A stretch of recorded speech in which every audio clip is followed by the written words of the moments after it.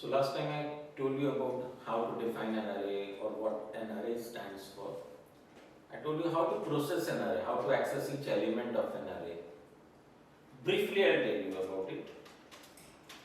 This is basically a variable. It's a large variable. Now why I call it as a large variable is a normal variable can hold one value at a time, but as you know, an array can hold multiple values at a time. While creating this array, I have wrote int a of 10. Now int a of 10 means an array with a capacity of storing 10 integer numbers. These 10 integer numbers you all know are stored from 0 to 9th position. To access these elements from 0 to 9, there is only one technique available, and that one technique is to use a loop which varies the position from 0 to 9 and access each element individually inside this loop. So basically, while using arrays, you need to be comfortable with this. Inside this, you should be able to write down a of I. Whether to scan the array, whether to print the array, or whether to operate and perform any operation on the array, you need to define this. Where you need to have a loop which varies the position of elements from 0 to 9, and inside this loop, each element will be accessed as a of I. I must have told you last time, a of I is not the array. A of I does not represent the whole 10 elements of the array. A of I represents one element of the array, the element which is present on the ith position. When I is 0, this is the first element A0. When I is 1, this will be A1. When I is 2, this will be A2, and so on. To access every element, what we need to do is we need to access them with respect to their positions. So for every purpose, you need to have a loop, and inside the loop, you need to write down a of I. So today, we'll just write down a few programs based upon arrays. The first program that I'll take today is, if I have an array of say 50 numbers and I wish to count how many positives, negative and zeros are present in the array. That program I need to write down over here. So what I have with me is this. An array of 50 elements, int a of 50. A is the name of array. 50 is the number of elements it's capable of storing. The number of elements, the 50 number of elements will be stored from 0 to 49. The first thing I would do is to scan the 50 numbers from the user on different positions of the array. So for that, you know, I'll simply use a loop 0 less than equals to 49 plus plus, and here I'll ask for the element one by one. I'll say enter the element and I'll scan the element. %d and % of a of I. So this is the basic that I will be using in almost all programs. An array that I have scanned, a loop which varies from 0 to 49. One by one I will be scanning the numbers in the array. A0 will be scanned, A1 will be scanned, A2 will be scanned, A3 will be scanned, and the scanning will take place till the 49th position. Now what I wish to do is, this array contains 50 numbers. Which 50 numbers I don't know, they will be entered by the user. So what I have to do is, I have to count how many of the numbers are positive, negative, and how many of the numbers are 0. So what we'll need to do is, we'll have to check each number of the array. I'll have to check A0, whether it's positive, negative or 0. I'll have to check A1, whether it's positive, negative or 0. Then A2, then A3, then A4. You need to go on checking till A of 49. And that can be done easily with using the loop. So to count the number of elements, I'll put a few variables over here. P count, N count, and for zeros I'll have a Z count. So let's start counting. We need to check each element of the array, whether it's positive, negative or 0. Now to check each element, I need to go on each element, and to go on each element, there is only one technique available. I'll have to use a loop. So this will take me on every position of the array. Now I have to check whether the element is positive or negative or a zero. It's very simple to check. If a of I is less than 0, I'll say it's a negative number, and for negative number I'll say n count plus plus. Similarly, I'll check this. If a of I is greater than 0, then I'll say p count plus plus. Finally, if a of I is equals to 0, I'll simply say z count plus plus. So because of the loop, what will happen is each element will be checked. Because of this loop, each element will be checked from 0 to 49. If it's negative, n count will be incremented. Positive, then p count will be incremented. And if it's 0, then z count will be incremented. And this will go on from 0 to 49. Finally, at the completion of the loop, I can print the values over here by writing %d, p count, n count and z count. So the first program. Now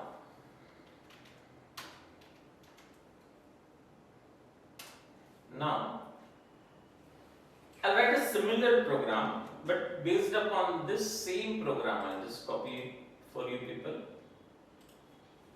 See, small change. I still have an array of 50 numbers, say. I have scanned the 50 numbers from the 0 to 49th position. I'll define one more variable over here called as num, and in this program I'll ask for the number from the user. I'll say enter the number.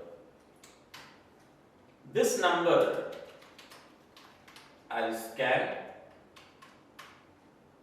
ampersand of num. Now there is one small thing to understand over here. This is array scanning, this is variable scanning. A small little thing which will help you to understand arrays. This is scanning of an array, this is scanning of a variable. When I scan an array, I have used a loop. When I scan a variable, I have scanned it directly. It involves common sense. In case of an array, you have 50 numbers on different positions, so obviously you have to use a loop. Whereas while scanning a variable, you want to scan only a single number, so there is no need of a loop in this program, in this part. So scanning of an array involves a loop, variable scanning can be done directly. Now what my program is, this number, num, I need to count the occurrence of this num in the array. Let's say the number is 273. I just need to count how many times 273 is present in this array. How will you do it? It's very simple. Forget about the programming part. I have a list of 50 numbers, and in this list a certain number has to be counted. How many times this number is present? How will you do? Just compare this number with each element of the list. The number of times it is present, you just need to go on counting. So the same I'll do in my program. I'll define a variable called as count with initial value 0. This number has to be compared with all positions of the array. Now when I say all positions, you need to understand that the positions are from 0 to 49. So I will again use a loop from 0 to 49 and compare the element with each element of the array. If a of I is equals to num, simply need to do count plus plus. So the number of times element of the array will match with the number entered by the user. Simply go on count, incrementing the value of count. So let's say 273 is present 5 times. So the value of count will be incremented 5 times. Finally, at the completion of the loop, you can print it over here. %d occurs %d times, and you can print the value of num and you can print the value of count. So very simplest of second program involving arrays. This is exactly what we will be doing in all programs related to arrays. one more thing. I just saved this for you.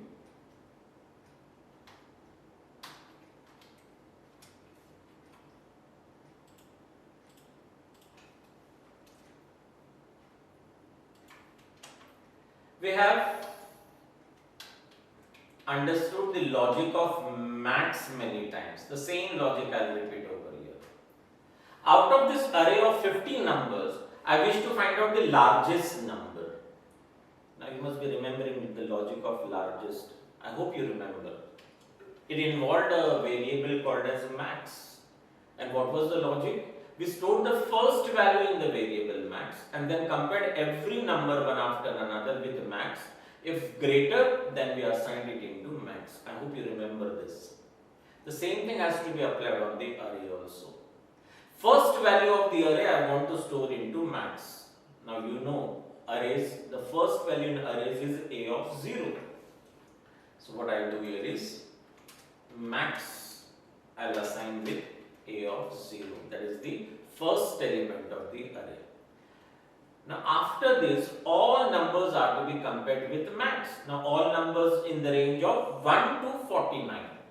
Now to go from 1 to 49, I have only one option. Use a loop which should vary from 1 to 49 and compare every element of the array with max. So I will be doing a of I is greater than max. If it is really greater than max, what I should do is I should directly assign it. So I will say max equals to a of I. Just go through this part.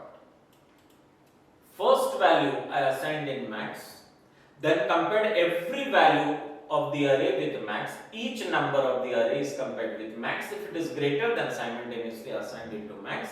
Finally, after the completion of the loop, the largest value I will print on the user screen. I will say largest equals to %d and I will display the value of max. But in this thing, I also wish to find out the position of the largest element. How to find out the position?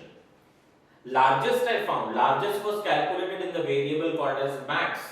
But apart from the largest element, I also want its position. Now for that, just try to understand this again. What is a of I? I repeat, a of I is not the array. A of I is an element of the array, where a is the name of array, whereas I is the position of the element. So here what I can do is, I can have a variable to represent the position also. Let me call it as POS. The idea is whatever number you are going to store into max, its position will be assigned in the variable called as POS. So this is what I do. Can you understand why I have written a 0 over here? Max has been assigned a of 0. The 0th element of array A. Its position is 0. So that 0 I assign it into POS.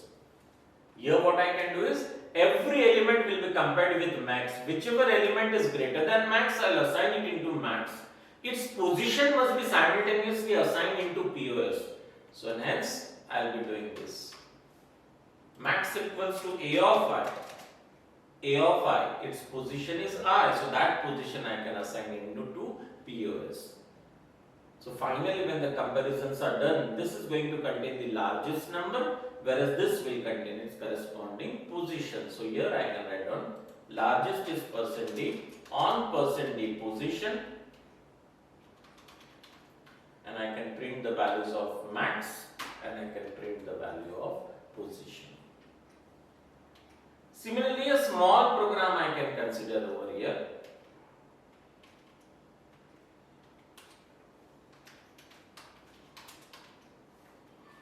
I'll just save this for you.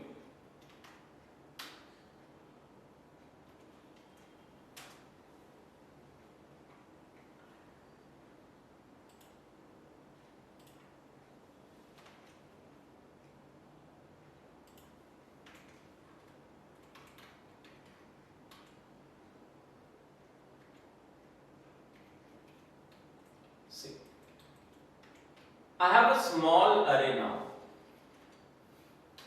I have a small array of say 10 elements. So obviously the scanning will not take place from 0 to 49, it will take place from 0 to 9.